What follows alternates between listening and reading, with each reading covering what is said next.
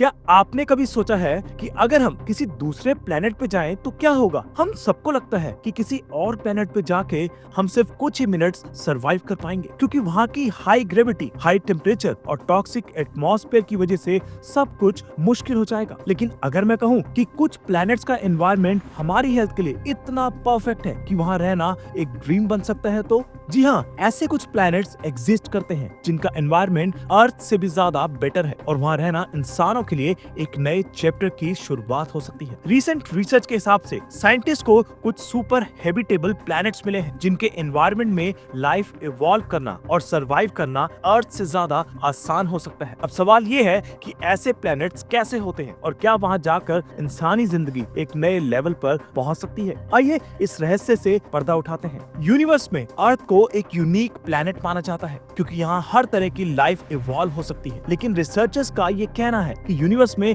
ऐसे कई प्लैनेट्स हो सकते हैं जो अर्थ से भी ज्यादा हैबिटेबल हो। लेकिन प्रॉब्लम ये है कि हम अक्सर अर्थ के जैसे प्लैनेट्स ही ढूंढने की कोशिश करते हैं, जो एक गलत अप्रोच है। 5 अक्टूबर 2020 को वॉशिंगटन स्टेट यूनिवर्सिटी और टेक्निकल यूनिवर्सिटी ऑफ बर्लिन के साइंटिस्ट डग शूल्स मैकॉच की टीम ने एक नए मिशन की शुरुआत की। इस मिशन का एम था ऐसे प्लैनेट्स को टारगेट करना जो अर्थ से हर मामले में बेटर हो। और गेस व्हाट, उन्हें ऐसे प्लैनेट्स मिले भी, एक या दो नहीं बल्कि पूरे 24 सुपर हैबिटेबल प्लैनेट्स का पता चला। डग और उनकी टीम ने एक स्पेसिफिक ऑब्जर्वेशन की बेसिस पर प्लैनेट्स को फिल्टर किया। उन्होंने एक क्राइटेरिया बनाया जिसके थ्रू उन्होंने प्लैनेट्स को इवेलुएट किया। क्या आपको पता है किसी भी प्लैनेट पर लाइफ सरवाइव करने के लिए सबसे जरूरी चीजें क्या होती हैं? एक सुटेबल टेम्परेचर, अच्छा एटमॉस्फेयर, पानी और एक बड़ा लैंड सरफेस एरिया। बस इन्हीं फैक्टर्स के बेसिस पर साइंटिस्ट ने अपनी लिस्ट तैयार की। जनरली जब एक्सोप्लैनेट्स डिस्कवर होते हैं तो साइंटिस्ट का मेन फोकस होता है येलो ड्वार्फ स्टार्स यानी सन जैसे स्टार्स पर। लेकिन इस बार साइंटिस्ट ने येलो ड्वार्फ्स के साथ ऑरेंज ड्वार्फ स्टार्स को भी टारगेट किया जो कूलर, डिमर और लेस मैसिव होते हैं। ऑरेंज ड्वार्फ का लाइफ स्पैन येलो ड्वार्फ्स के कंपैरिजन में 20 से 50 बिलियन ईयर्स होता है, जो लाइफ इवॉल्व होने के लिए काफी है। लेकिन इसका ये मतलब नहीं कि स्टार्स हमेशा ज्यादा ओल्ड होने चाहिए, क्योंकि अगर स्टार ज्यादा ओल्ड होगा तो प्लैनेट का इंटीरियर जियोथर्मल एनर्जी लूज कर लेगा और मैग्नेटिक फील्ड वीक हो जाएगी। प्लैनेट और उसके होस्ट स्टार के बीच का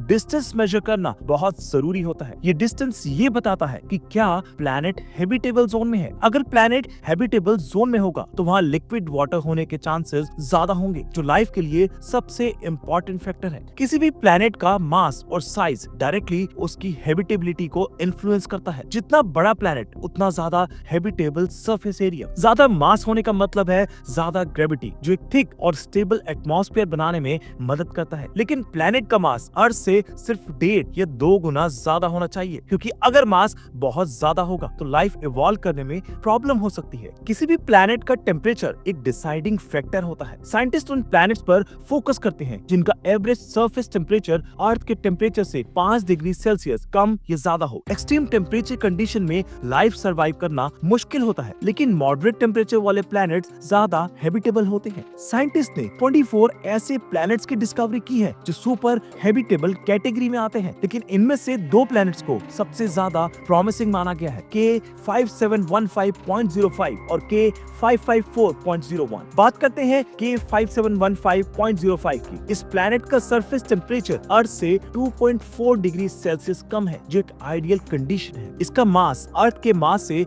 7 टाइम्स ज्यादा है और साइज 8 टाइम्स ज्यादा, मतलब इसका सरफेस एरिया ज्यादा बड़ा है और एटमॉस्फेयर भी काफी स्टेबल है। साइंटिस्ट का एस्टिमेट है कि इस प्लैनेट पर काफी ज्यादा वाटर सोर्सेज अवेलेबल हैं, जो लाइफ के लिए परफेक्ट है। K554.01 इस प्लैनेट का एवरेज टेम्परेचर 27 डिग्री सेल्सियस है, जो ह्यूमन बॉडी के सर्वाइवल के लिए परफेक्ट है। यहाँ टेक्टोनिक प्लेट्स के कंटिन्यूअस मूवमेंट की वजह से नाइट्रोजन साइकिल होती है, जो एटमॉस्फेयर को क्लीन और लाइफ सपोर्टिव बनाता है। नाइट्रोजन साइकिल एक एसेंशियल प्रोसेस है जो प्रोटीन्स और डीएनए बनाने में मदद करता है। इसके अलावा कुछ और प्लैनेट्स भी हैं जो हैबिटेबल की कैटेगरी में आते हैं। LHS 1140 ये प्लैनेट अप्रैल 2017 में डिस्कवर हुआ था। इस प्लैनेट का 75% लैंड मास आयरन और निकल कोर से कवर्ड है और सरफेस के नीचे 4% वाटर डिटेक्ट किया गया है। साइंटिस्ट का कहना है कि ये एक अंडरग्राउंड वाटर वर्ल्ड हो सकता है। इसका एटमॉस्फेयर ग्रीन हाउस इफेक्ट के बैलेंस की वजह से काफी स्टेबल है। लूटन बी मार्च 2017 में